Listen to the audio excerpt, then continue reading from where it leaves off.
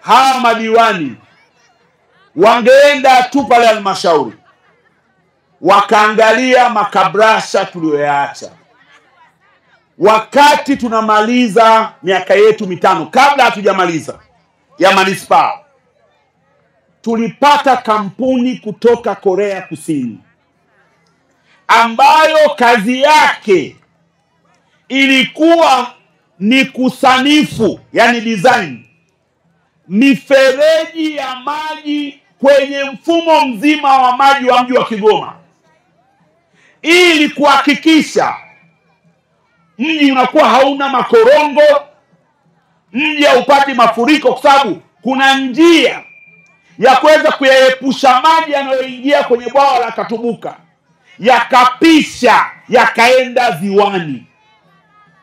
Kuna namna ya kuhakikisha maji ya bwawa la Katubuka yanabaki katika kiwango kile kile kwa kutumia mifereji.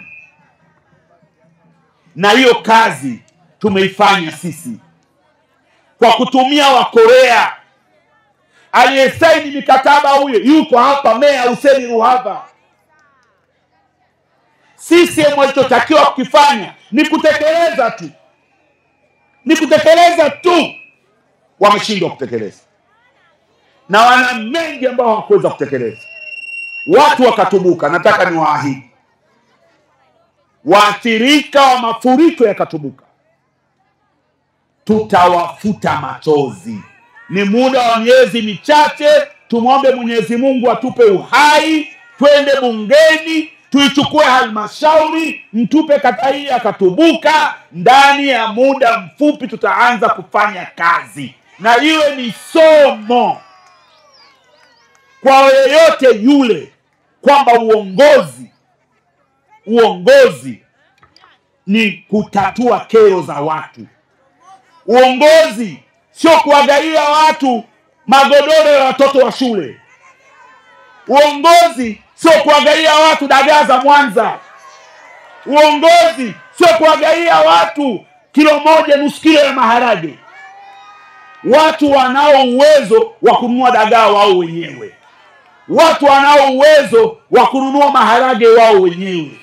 Watu wanao uwezo wa kununua magodoro wao wenyewe. Wanachokitaka ni mazingira yao ya kuishi yawe salama. Watafanya kazi, watazalisha pesa, watajihudumia. Nani alimwambia Kirumbe kwamba watu wakatubuka na nyumba zao zenye thamani namna ile wanahitaji dagaa wa Mwanza? Nani alimwambia Kirumbe watu wakatubuka wanahitaji nusu kilo ya maharage? Nani alimwambia Kirumbe watu wanahitaji magodoro ya watoto wa shule? Wanataka serikali kupitia mfuko wa maafa kama ilivyofanya Hanang ifanye Katubuka, kwamba kule Hanang wale ni Watanzania zaidi, afu Katubuka ni Watanzania nusu. Tutarekebisha hayo.